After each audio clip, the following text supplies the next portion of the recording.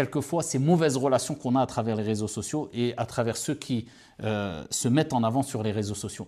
Et ça a un impact très très négatif quelquefois. Et c'est pour cela qu'il faut se prémunir des mauvaises fréquentations physiques, mais aussi des mauvaises fréquentations virtuelles. Ça, c'est extrêmement important. Parce que le but, quand on parle de s'isoler ou se mélanger en patientant face aux méfaits, le but, c'est quoi? C'est de se préserver. Donc, quelquefois, vous allez voir, se mélanger aux gens et patienter quant à leurs méfaits te permettra plus de te préserver que le fait de ne pas te mélanger aux gens. Et quelquefois, t'isoler te permettra de te préserver plus que si tu te mélanges aux gens. C'est du cas par cas. Et on va ici éclaircir un peu ces cas-là.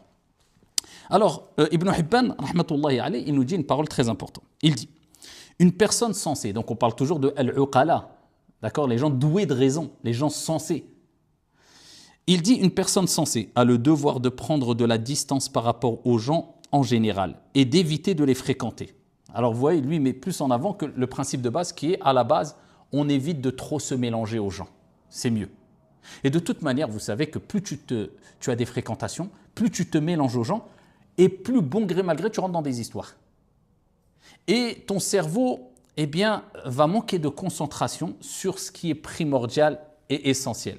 Pourquoi? Parce que forcément, tu vas entendre des histoires, on va te rapporter des soucis, on va te rapporter des problèmes.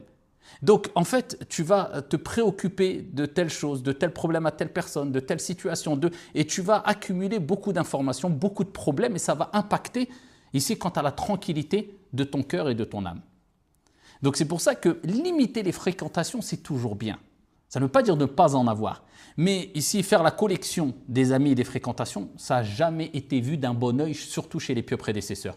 Alors, moi, je suis quelqu'un de bien, regard social, parce que j'ai 1000 contacts sur mon téléphone. Regarde, j'ai tous les numéros, je connais tout le monde, masha'Allah.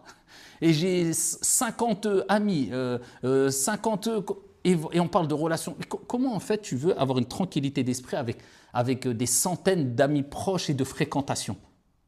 Il y a une différence entre avoir des fréquentations ici qui sont régulières et connaître du monde de manière générale. C'est deux choses différentes. Moi, je te parle de gens que tu fréquentes. Accumuler les amis, accumuler les fréquentations.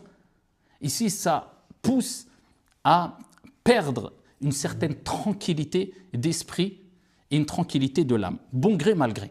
Alors regardez ce qu'il dit Ibn Hibban, une personne sensée, intelligente, a le devoir de prendre de la distance par rapport aux gens en général et d'éviter de les fréquenter.